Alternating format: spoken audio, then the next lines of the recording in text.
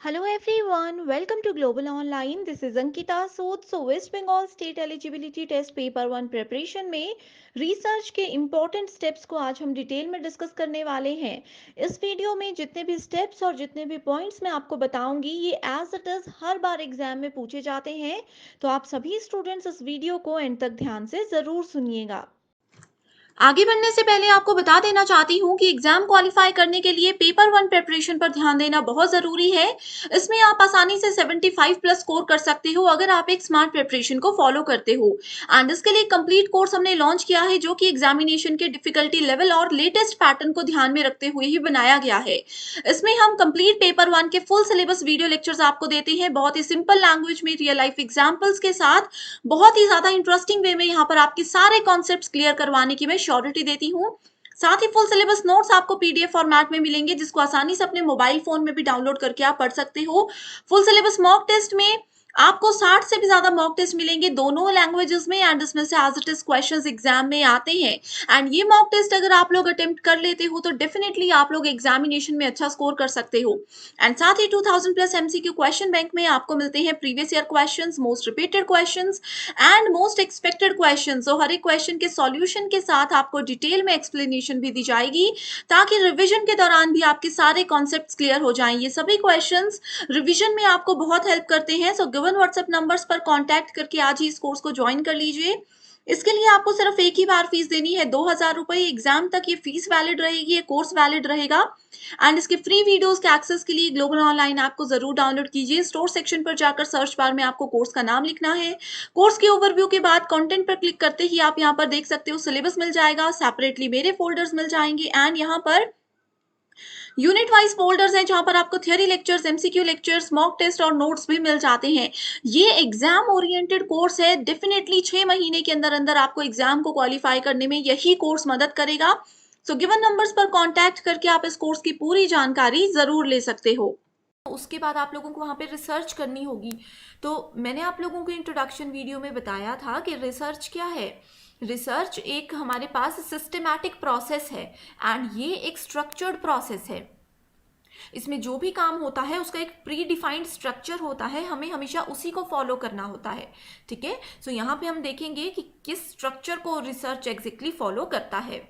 And इस video को आप लोग एंड तक ज़रूर देखिएगा। इसके एंड में मैंने आप लोगों को एक क्वेश्चन दिया है जो कि प्रीवियस ईयर क्वेश्चन है, एंड उसका आंसर इस कंप्लीट वीडियो पर ही बेस्ड होगा। उसका आंसर आप लोग मुझे कमेंट करके ज़रूर बताइएगा स्टूडेंट्स। ठीक है, सो यहाँ पे स्टेप्स में सबसे पहले आता है आइडेंटिफिकेशन ऑफ रिसर्च प्रॉब्लम। अब जैसे आप लोगों का अगर पीएचडी में एडमिशन हो जाता है तो आप लोगों को रिसर्च करना होगा। ठीक है, सो रिसर्च करने के लिए आप लोगों को एक प्रॉब्लम पता होनी चाहिए। एक प्रॉब्लम आप लोगों के सामने होनी चाहिए कि आप लोग किसका सॉल्यूशन ढूंढना चाहते हैं, किस टॉपिक पर रिसर्च करना चाहते हैं। तो ये बोला गया है सबसे पहले आप लोगों को आइडेंटिफाई करना है रिसर्च के प्रॉब्लम को। दूसरा बोला गया है फॉर्मुलेशन ऑफ हाइपोथेसिस, यानी कि प्रॉब्लम आप लोगों के सामने आ गई, उसके बाद आप लोग क्या करोगे, उसके बाद आप लोग अनुमान लगाओगे, आप लोग गेस करोगे कि ये प्रॉब्लम क्यों आई है एंड इसका हम कैसे सॉल्यूशन फाइंड आउट कर सकते हैं। सो ये हाइपोथेसिस को फॉर्मुलेट करना, उसको जनरेट करना, ये भी रिसर्च प्रोसेस का एक बहुत इंपॉर्टेंट पार्ट होता है।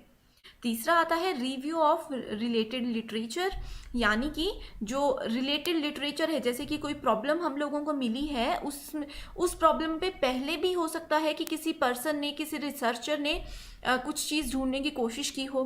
ठीक है, सो जो हमारा टॉपिक है उससे रिलेटेड जो भी लिटरेचर्स पहले ऐड किए गए हैं उनको देखना इज़ वेरी इंपॉर्टेंट।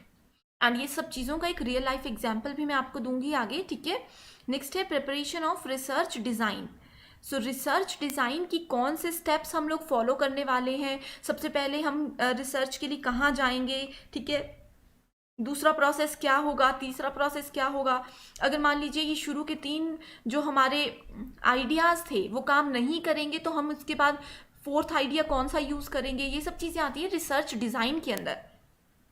यानी कि हमें एग्जैक्टली रिसर्च को शुरू करने से पहले रिसर्च का बेसिक डिज़ाइन अपने माइंड में रखना पड़ता है, बिल्कुल रेडी रखना पड़ता है। इसको हम लोग ब्लूप्रिंट भी बोल सकते हैं अपने रिसर्च का। ठीक है, इसमें बहुत सारी चीज़ें आती हैं एंड एग्जाम में रिसर्च डिज़ाइन से रिलेटेड क्वेश्चन ज़रूर पूछा जाता है। नेक्स्ट आता है एक्चुअल एक्सपेरिमेंट्स, एक्सपेरिमेंटेशन। सो जो एक्चुअल में हम लोग एक्सपेरिमेंट करने वाले हैं, अब जैसे ये प्रॉब्लम है, इसका हम लोगों ने पहले अनुमान लगा लिया, उसके बाद हम लोग सॉल्यूशन को फाइंड आउट करने के लिए क्या करेंगे, एक्सपेरिमेंट्स करेंगे, अपनी तरफ से बहुत सारे जो है फॉर्मूलाज को, बहुत सारी चीज़ों को यूज़ करेंगे, that is called actual experimentation. उसके बाद जो भी हमारा रिजल्ट होगा एंड डिस्कशन होगी, उसको हम लोग यहाँ पे ऐड करेंगे एंड देन कंक्लूजन पे हम लोग जाएंगे। ठीक है, कि फाइनली हमने क्या कंक्लूड किया है, ऊपर दिए गए 6 स्टेप्स में से हम लोगों ने क्या क्या सीखा एंड क्या क्या हमने वहाँ से समझा है, उन सब चीज़ों को हम लोग यहाँ पे कंक्लूड करते हैं। ठीक है, तो चलिए शुरू करते हैं अपने पहले स्टेप से, जो कि है आइडेंटिफिकेशन ऑफ रिसर्च प्रॉब्लम। तो यहाँ पे ये बोला गया है, formulation of the problem means defining the problem precisely, यानी कि जो भी प्रॉब्लम है उस चीज़ को हम लोग डिटेल में समझने की कोशिश करेंगे कि ये प्रॉब्लम क्यों आई है। ठीक है, इस प्रॉब्लम होने का क्या रीज़न है एंड किस तरह से हम इस प्रॉब्लम को सॉल्व कर सकते हैं, ये सब चीज़ों के बारे में हमें पता होना चाहिए। ठीक है, in other words a problem defined is a half solved, यानी कि अगर प्रॉब्लम की डेफिनेशन को, उसके रीज़न को हम लोग अच्छे से समझ जाते हैं, तो इसका मतलब ये माना जाता है रिसर्च में कि हमने आधी प्रॉब्लम को तो पहले ही सॉल्व कर लिया है। ठीक है, and research problems basically 2 type के होते हैं। पहला होता है those which relate to state of the nature, ठीक है, एंड दूसरी होती है which relate to relationship between the variables. And जो रिसर्च होती है that must first decide the general area of the interest. अब जैसे कि मान लीजिए आप लोगों के पास, आप लोगों का जो पेपर 2 होता है, उसी से रिलेटेड आप लोगों को रिसर्च टॉपिक सेलेक्ट करना होता है। तो सबसे पहले आप लोगों को अपने रिसर्च का जनरल एरिया पता होना चाहिए। ठीक है, जनरल एरिया का पता होना चाहिए, जिस चीज़ में आपका इंटरेस्ट है एंड आप लोग सच में उसकी इंक्वायरी करने में इंटरेस्टेड हो, वो चीज़ें आपको सेलेक्ट करनी है। ठीक है, तो इसके लिए यहाँ पे ये बोला गया है कि सबसे पहले तो आप लोगों को जो प्रॉब्लम है उसको डिटेल में समझना है, उसकी डिटेल्ड अंडरस्टैंडिंग आप लोगों को होनी चाहिए। ठीक है, एंड उसके बाद आप लोगों को रीफ्रेज करना है सेम चीज़ को इनटू सम मीनिंगफुल टर्म्स, ताकि आप लोग किसी को अगर समझाना चाहते हो, किसी के सामने अपनी प्रॉब्लम लेकर जाना चाहते हो, तो आप लोग उस चीज़ को अच्छे से एक्सप्लेन कर सको। So research problem guides you in formulating the hypothesis and interpretation. And इसमें कुछ फैक्टर्स होते हैं, जैसे कि हमारा कौन सा इंटरेस्ट है, किस सब्जेक्ट में हमें इंटरेस्ट है, अवेलेबिलिटी ऑफ फंड्स, यानी कि रिसर्च करने के लिए जो हमें फेलोशिप मिलती है वो इसलिए दी जाती है क्योंकि हम लोगों को बहुत सारे मतलब फील्ड वर्क करना पड़ता है, सर्वेज करने पड़ते हैं, इंटरव्यूज़ लेने पड़ते हैं, तो इसलिए फ़ंड भी बहुत ज़रूरी होता है। एंड जो सोशियो इकोनॉमिक सिग्निफिकेंस है हमारी स्टडी का, हमारे रिसर्च के टॉपिक का, उसके बारे में भी हम लोगों को अच्छे से पता होना चाहिए। ये सब चीज़ें आती हैं आइडेंटिफिकेशन ऑफ रिसर्च प्रॉब्लम के अंदर। तो स्टूडेंट्स, एग्जाम में आप लोगों को क्वेश्चन इस तरह से पूछे जा सकते हैं कि आप लोगों को एरिया ऑफ इंटरेस्ट जो है रिसर्च में आप लोग जाने वाले हो, एंड आप लोगों का एरिया ऑफ इंटरेस्ट है वो रिसर्च के कौन से स्टेप में आप लोगों को पता होना चाहिए। तो उसका आंसर होगा कि वो फर्स्ट स्टेप में पता होना चाहिए, एंड फर्स्ट स्टेप होता है आइडेंटिफिकेशन ऑफ रिसर्च प्रॉब्लम। ठीक है, इसको आप लोग फॉर्मुलेशन ऑफ रिसर्च प्रॉब्लम भी बोल सकते हो, मीनिंग सबका एक ही है, बस एग्जाम में डेफिनेशन या फिर जो ये स्टेटमेंट है इसका थोड़ा सा चेंज करके इसको लिखा हो सकता है। ठीक है, जैसे आइडेंटिफिकेशन की जगह मैंने अभी फॉर्मुलेशन बताया, कुछ और भी हो सकता है। ठीक है, नेक्स्ट बात करते हैं formulation of hypothesis. So hypothesis का मतलब होता है अनुमान लगाना। ठीक है, सो इसको बोल सकते हैं हम डेवलपमेंट ऑफ हाइपोथेसिस। ठीक है, सो अगर हम लोगों को अपनी रिसर्च प्रॉब्लम पता चल जाती है एक बार, तो उसके बाद हम लोग अनुमान लगाना शुरू कर देते हैं कि कैसे हम लोग इसको सॉल्व करेंगे, क्या क्या इसमें हम लोग स्टेप बाय स्टेप काम फॉलो करेंगे, एक रफ सा हम लोग डायग्राम बना देते हैं।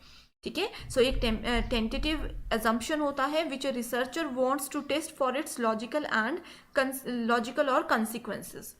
तो ये हमेशा प्रिसाइज होना चाहिए एंड क्लियरली डिफाइंड होना चाहिए।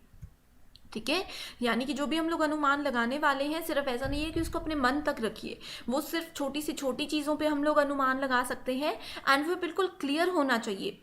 एंड इस बात का हमेशा ध्यान रखना है कि जो हम हाइपोथेसिस अभी जनरेट कर रहे हैं, फॉर्मुलेट कर रहे हैं, वो हमारे रिसर्च प्रॉब्लम से ही बेस्ड होना चाहिए।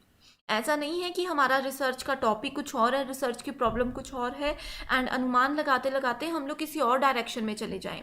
ठीक है, सो ये एक लॉजिकल रिलेशनशिप होता है बिटवीन वेरियस वेरिएबल्स। ठीक है, नेक्स्ट बात करते हैं रिव्यू ऑफ रिलेटेड लिटरेचर, यानी कि जो पहले से इसी से रिलेटेड और लोगों ने रिसर्च की है उन चीज़ों को हमें पता होना चाहिए, उन चीज़ों के बारे में भी हमें पढ़ना चाहिए, ठीक है। To give you a vivid picture of the whole research, you shall read various publications or surf the internet to become aware of the previous works already done. ठीक है। सो अगर मान लीजिए कोई टॉपिक ऐसा है जिसका अभी हम लोगों को ज़ीरो नॉलेज है, ठीक है, तो वहाँ पे हम लोग इंटरनेट पे पहले सर्च करेंगे, बहुत टाइम लगता है इस प्रोसेस में भी, ठीक है। सो पहले हम लोग इंटरनेट में सर्च करेंगे कि क्या टॉपिक है, क्या क्या लोगों ने इसके बारे में रिसर्च किया है एंड क्या क्या उन लोगों ने सॉल्यूशन दिया है, ठीक है। इन सब चीज़ों को हम लोग ढूंढेंगे, उसके बाद ही हम लोग अगले स्टेप में जा सकते हैं। So in doing so it could spur an idea that can be the subject of your investigation. So इससे यहाँ पे ये बोला गया है कि आप लोगों को एक आइडिया मिल जाएगा एंड आप लोगों की जो रिसर्च है उसका एक सब्जेक्ट आप लोगों को क्लियर हो जाएगा, ठीक है। एंड ये स्टेप इंपॉर्टेंट क्यों है, क्योंकि ऐसा हो सकता है कि मान लीजिए मेरी प्रॉब्लम ए है, ठीक है। सो इस प्रॉब्लम पे मैंने सॉल्यूशन भी ढूंढ लिया, हाइपोथेसिस भी कर लिया, सब कुछ कर लिया, लेकिन जब हम अपनी थीसिस को फाइनलाइज करते हैं तो हमें पता चलता है कि इस प्रॉब्लम का सॉल्यूशन ऑलरेडी जो है कोई रिसर्चर दे चुके हैं, तो वो हमारी पूरी स्टडी वेस्ट हो जाएगी। इसीलिए हम लोगों को पहले से ये चीज़ें पता होनी चाहिए कि प्रीवियस वर्क में क्या क्या चीज़ें ऐड की गई हैं। So the review of related literature can be taken from science books, magazines, journals, newspaper और इंटरनेट, ठीक है। या फिर प्रीवियस थीसिस जो होती हैं, वेरियस वेबसाइट्स ऐसी हैं जहाँ पे प्रीवियस जिन्होंने थीसिस बनाई है वो अपलोड की जाती हैं, तो आप लोग वहाँ से भी इस चीज़ को चेक कर सकते हो। नेक्स्ट आता है preparation of research design. So research design जो होता है ना स्टूडेंट्स, ये कंसेप्चुअल स्ट्रक्चर होता है, ठीक है। रिसर्च डिज़ाइन का मतलब होता है कि हम स्टेप्स लिख देंगे कि सबसे पहले हम लोगों ने डेटा कहाँ से कलेक्ट करना है, प्रॉब्लम कहाँ से आई एंड कैसे हम इसका हाइपोथेसिस जनरेट करेंगे, ये सब चीज़ें रिसर्च डिज़ाइन के अंदर आती हैं। तो इसको हम लोग एक ब्लूप्रिंट भी बोलते हैं, जिसके थ्रू हम लोग कलेक्ट कर सकते हैं, डेटा को मेजर कर सकते हैं एंड उस डेटा को एनालाइज भी कर सकते हैं, ठीक है। सिंपल लैंग्वेज में अगर मैं बोलूँ तो ये एक वर्क प्लान होता है हमारी पूरी स्टडी का, ठीक है। पूरी स्टडी का वर्क प्लान होता है रिसर्च डिज़ाइन में। नेक्स्ट टॉपिक आता है, नेक्स्ट पॉइंट आता है हमारे पास एक्चुअल एक्सपेरिमेंटेशन। सो अभी तक हम लोगों ने डेटा कलेक्ट किया 4 स्टेप्स में, ठीक है। प्रॉब्लम जनरेट की, अनुमान लगाया, हाइपोथेसिस किया, ठीक है, प्रीवियस स्टडीज़ भी कर ली। अब समय आता है 5th स्टेप से कि हम लोग एक्चुअल इम्प्लीमेंटेशन शुरू कर दें, कि प्रीवियस 4 स्टेप्स में हम लोगों ने जो जो चीज़ें कलेक्ट की हैं उन सभी चीज़ों को, उन सभी नॉलेज को, उन सभी डेटा को यहाँ पे यूज़ करने का जो है समय आ जाता है, ठीक है। So in actual experimentation you have to conduct an experiment to prove the validity of the hypothesis you have formulated. यानी कि प्रीवियस स्टेप्स में आप लोगों ने जितने भी हाइपोथेसिस जनरेट किए थे उनको फॉर्मुलेट करने का एंड उनको वैलिडेट करने का टाइम आ जाता है। तो जो जो अनुमान हमने लगाए थे, अब हम देखेंगे कि क्या ये गेसेस हमारे करेक्ट थे या नहीं थे। तो यहाँ पे ये भी बोला जाता है कि अगर आप लोगों ने जो गेस किए हैं वो गलत हैं तो इसमें कोई बात नहीं होती है, ये एक रिसर्च का ही पार्ट होता है कि हमारे हाइपोथेसिस गलत होते ही हैं, ठीक है। ज़रूरी नहीं है आप लोगों ने अगर 10 हाइपोथेसिस जनरेट किए हैं तो 10 के 10 हमेशा बिल्कुल ठीक हो सकता है उसमें से 1-2 ही ठीक हो, बाकी सब गलत हो, तो इसमें कोई इश्यूज़ नहीं होते हैं, ये एक पार्ट है रिसर्च का, ठीक है। नेक्स्ट स्टेप आता है results and discussion. So result and discussion को रिसर्च का हार्ट बोला गया है, ठीक है, क्योंकि अभी तक हम लोगों ने जितनी भी फाइंडिंग्स की थी, जितनी भी चीज़ें ढूंढी थी, जितना भी डेटा जनरेट किया था, ये उसका फाइनल रिजल्ट हमें बताता है। सो इसमें हम लोग टेबल्स को भी यूज़ कर सकते हैं एंड ग्राफ्स को भी यूज़ कर सकते हैं, ठीक है। अपने रिजल्ट को किसी के सामने प्रेजेंट करना है तो हमें अगर हम टेबल्स ग्राफ्स के थ्रू प्रेजेंट करते हैं तो वो ईजिली अंडरस्टैंडेबल होता है, ठीक है। सो आप लोग वेरियस वेज में यहाँ पे जो है इन चीज़ों को जनरेट कर सकते हो। सो हमारा आज का लास्ट स्टेप आता है formulation of conclusion and recommendations. So conclusion जो होता है एक स्टेटमेंट होती है where you will present the solution to the proposed problem based on findings of the investigation.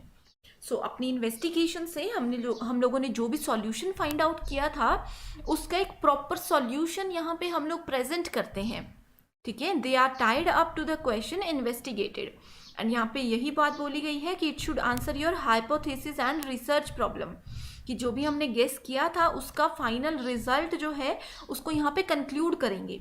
तो यहाँ पे ये भी बताया जाता है कि हमारा हाइपोथेसिस अगर मान लीजिए रॉन्ग है तो यहाँ पे हम कंक्लूड करेंगे कि ये हमारा हाइपोथेसिस रॉन्ग क्यों हुआ। ठीक है, दूसरे में अगर हमारा हाइपोथेसिस करेक्ट है तो हम यहाँ पे रीजन देंगे कि ये करेक्ट है, इसके पीछे हमने ये स्टडी की थी तो हम लोग इस कंक्लूजन पे पहुंचे हैं। ठीक है, एंड ओवरऑल हमारी प्रॉब्लम का क्या कंक्लूजन है वो भी यहाँ पे ऐड किया जाता है। सो ये कॉन्सेप्ट बहुत ज़्यादा इंपॉर्टेंट है एग्जामिनेशन पॉइंट ऑफ व्यू से। आई होप ये 7 कॉन्सेप्ट्स, ये 7 स्टेप्स आप लोगों के बिल्कुल क्लियर हैं।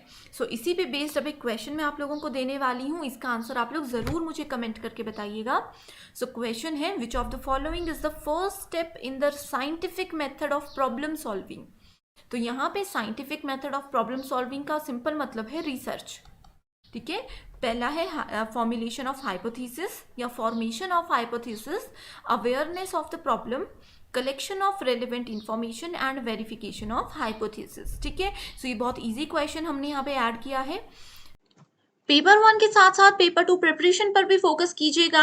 एग्जाम ओरिएंटेड वे में कंप्लीट स्टडी मटेरियल हम आपके लिए लेकर आए हैं, जिसमें आपको फुल सिलेबस नोट्स और एमसीक्यूज मिलेंगे।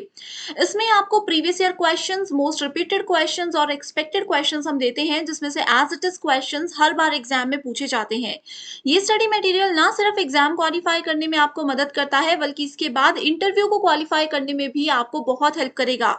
सो सब्जेक्ट्स की लिस्ट आपके सामने है, इसमें से अपना पेपर 2 सब्जेक्ट सेलेक्ट कीजिए एंड गिवन व्हाट्सएप नंबर्स पर कांटेक्ट करके आप इसको आज ही ज्वाइन कर सकते हो। इसके लिए आपको सिर्फ एक ही बार फीस देनी है, 1280 रुपए।